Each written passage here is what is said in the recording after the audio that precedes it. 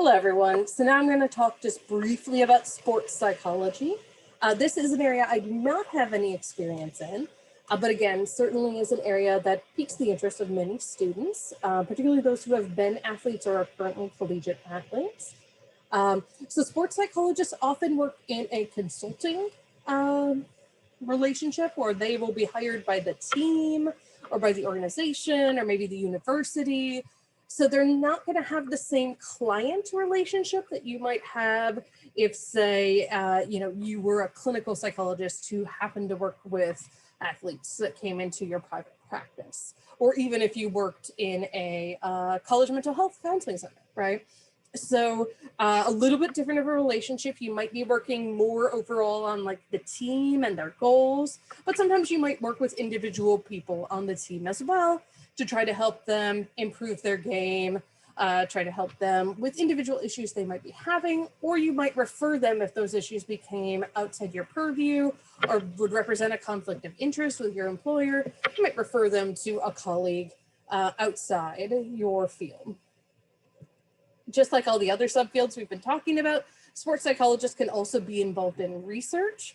So researching things like what psychological factors help you to gain the optimal performance, either individually as a team, what psychological factors can get in the way and what can we do about that?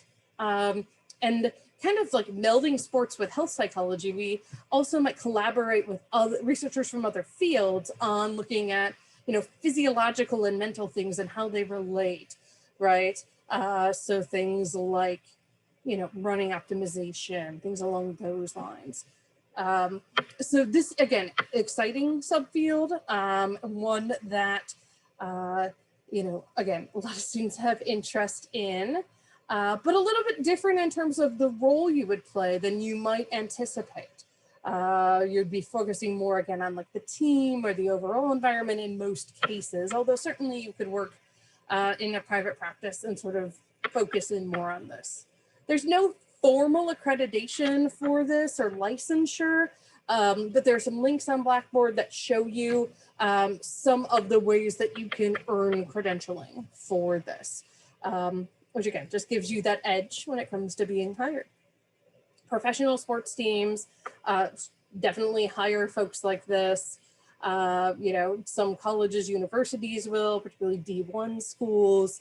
And then there are some, as I mentioned, who might be in private practice. And as with other professions, you might find a sports psychologist in an academic field.